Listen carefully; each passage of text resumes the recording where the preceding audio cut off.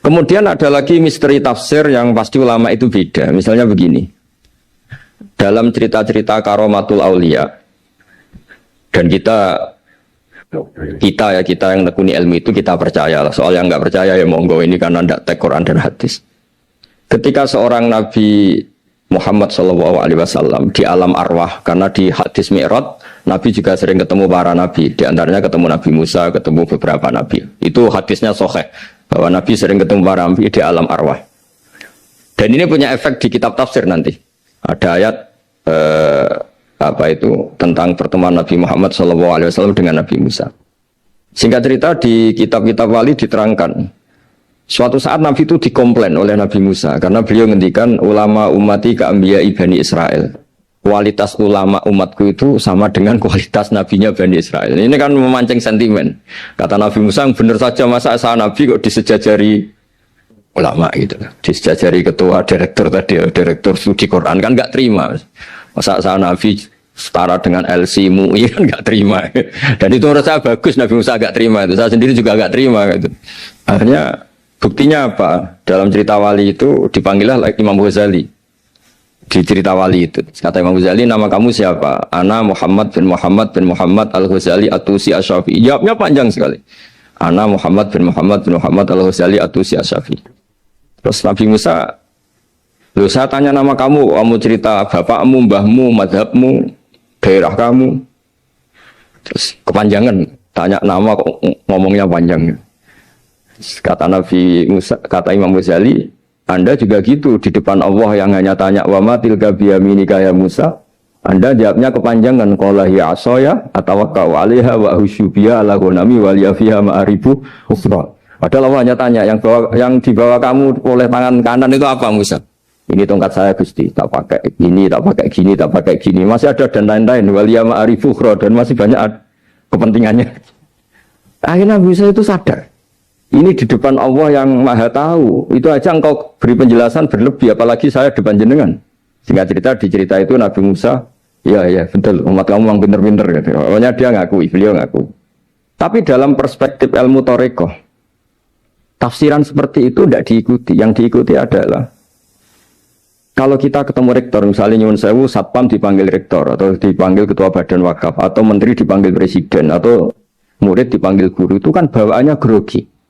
Dan mulai dulu orang-orang bijak, saya kenangan saya dengan Kiai Haji Maimun Zubair dengan bapak saya sendiri. Orang-orang bijak kalau manggil santri atau bawahan dengan keadaan grogi itu mesti tanya yang nggak penting, supaya groginya hilang.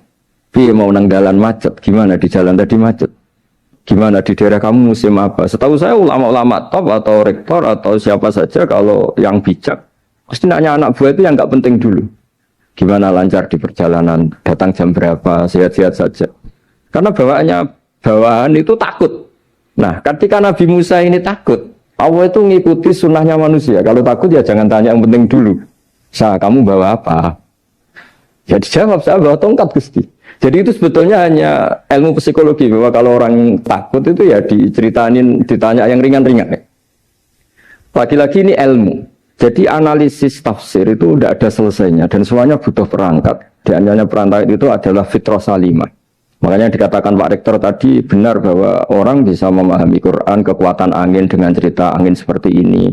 Tadi cerita Pak Suarsono Muhammad juga gitu, Warsono Muhammad, semuanya sama. Sehingga memaknai Quran itu baik dengan ilmiah maupun dengan fitrah salimah, itu akan sama-sama menelurkan makna yang sahih.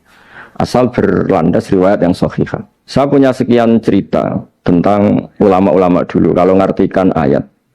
Misalnya Imam Syafi'i, beliau nekuni fikih. Beliau menghentikan orang yang tayamum di tengah perjalanan padang Sahara, yang karena tidak menemukan air, itu boleh tayamum kalau sudah tidak menemukan air. Syaratnya dia nyari-nyari dulu. Nyari-nyari dulu. Ditanya, kenapa harus nyari-nyari dulu padahal ini di padang pasir? Jawabnya Imam Syafi'i itu sederhana. La yuqalu liman lam yatlub lam yajid, wa innama yuqalu lam ya'rif. Allah itu ngendikan falam tajiduma'an, kemudian Anda tidak menemukan air. Di mana-mana tidak menemukan itu setelah mencari. Kalau tanpa mencari namanya lam ya'rif, tidak tahu. Ketika Allah ngendikan falam tajiduma'an, artinya harus ada sabqut tolab, harus mencari-cari dulu baru menyimpulkan tidak menemukan. Jangan langsung tayamum tanpa mencari-cari. Karena Allah ngendikan falam tajidu ma'an. Kemudian kalian tidak menemukan air. Di mana-mana tidak menemukan itu ada mencari dulu sabqut tolak. Begitu di semua ayat. Nah, lalu saya mulai 2002 atau 2003 saya sering sama Profesor Zaini, beliau bahkan sering di kontrakan saya di Wonokromo di Pleret sana. Kalau nggak tuntas dibahas dulu di bekas kantor rektorat ya, di atas itu. Saya di UI Pres di bawah, Pak Zaini di atas, dan tiap hari ketemu. Saya intensif sama beliau itu ada 4 tahun. Makanya terjemah ini yang dulu saya ada ikut, yang direkonstruksi hampir 40%. Karena berdebat terus, terutama fikih.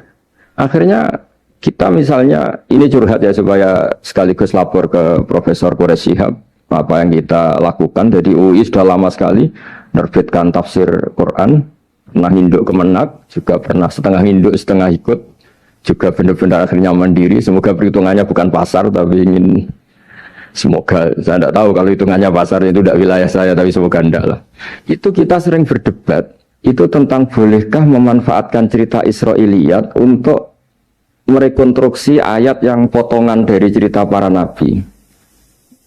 Misalnya tahu-tahu kita ada cerita wahal ataka naba'ul khosmi istasawwarul mihrab istakhalu ala Dawud fafazi'a minhum. Kata fazi'a itu maknanya kaget. Itu kalau kita misalnya, kamu apa tahu orang-orang yang melompat pagar kemudian Nabi Dawud ini kaget. Itu cerita itu bisa terbentuk meskipun orang-orang banyaklah pakar-pakar tafsir yang anti Israiliyat. Tapi kita bisa maknai itu tuh kalau misalnya kata kaget. Kenapa kaget? Nabi Dawud itu seorang raja, bahkan orang barat nyebut King David. Beliau punya 7 lapis pengawalan dan khusus kamar pribadinya itu tidak siapapun, tidak ada yang bisa masuk. Tapi tahu-tahu ada orang di situ. Makanya beliau kaget. Fafazi amin. Qalu la takhaf. Para orang-orang ini bilang, atau kamu jangan kaget. Sudah, tidak usah mikir kagetnya, kata orang ini. Khosmani baho ba'duna ala ba'din. Kita punya masalah sengketa dan Anda harus memutuskan sekarang. Singkat cerita, si orang ini cerita, orang atau malaikat itu cerita. Ini saudara saya punya kambing 99. Saya punya satu aja kok diminta. Menurut Anda gimana? Tolong putuskan yang benar. Abu Dawud langsung marah. Wah, kamu tuh dolim betul. Sudah punya 99, minta yang satu. Kamu dolim betul. Ngawur betul kamu. Oke, sudah deal gitu, sudah putus. Orang ini senyum-senyum santai terus hilang. Ternyata itu para malaikat. Terus wadonna Dawudu annama fatannahu fastaghfara rabbahu wal kharara wa anab. Di banyak cerita Israiliyat itu Nabi Dawud itu istrinya 99. Tapi kurang lengkap, kayak nggak ada yang seperti itu. Jadi walhasil di cerita itu ada Imra'atu Uria terkenalnya itu yang Nabi Dawud itu kepikiran menikahi itu. Singkat cerita akhirnya Uria ini meninggal, akhirnya dinikahi Nabi Dawud. Akhirnya beliau istighfar karena merasa salah. Saya masih ingat ketika Profesor Zaini, ketika tak tanya, kenapa sudah punya 99 masih ingin yang satu? Nggak ada yang seperti itu. Tadi namanya bawaan rakus manusia itu tetap aja nggak ada yang seperti itu. Nah pertanyaannya, bolehkah puzzle ini ya kita rangkai dengan cerita Israiliyat? Yang Israel ini bisa iya, bisa enggak? Kata Nabi zaman Sugeng, la tusaddiquhum wa la tukadzibuhum. Kamu ya jangan bilang iya, jangan bohong karena dari cerita-cerita Israiliyat. Tapi jangan juga bilang takdzib, bilang mendustakan, jangan-jangan benar. Nah, kita yang nekuni tafsir itu bingungnya ya. Makanya saya tadi sebenarnya bilang Pak Fajar bingung itu kalimat madhin itu muji. Memang bagusnya orang ilmuwan itu bingung. Kalau ilmuwan PD itu udah ilmuwan namanya, orang nekat itu. Ilmuwan itu harus satu teori diuji dengan teori yang lain, diperbandingkan terus menyimpulkan saat ini saya memutuskan demikian. Tapi entah suatu saat itu khasnya ilmuwan karena dia harus mikir terus itu. Masih banyak yang seperti itu. Akhirnya ya kita nafsiri ya. Yes, pokoknya kalau orang sudah punya 3 kok minta yang punya 1 ya rakus lah gitu aja sudah. Apa itu peristiwa perempuan, apa peristiwa harta, peristiwa jabatan. Jadi kalau sudah punya jabatan 1 kok ingin jabatan yang lainnya, anggap saja rakus itu aja. Terus lalu itu simbol. Makanya ini terus pertanyaannya. Ini apakah simbol ibaratun anman itoma, bahwa Allah nggak suka toma, atau memang itu fakta? Nah hal-hal seperti itu yang kita terus menekun. Kemudian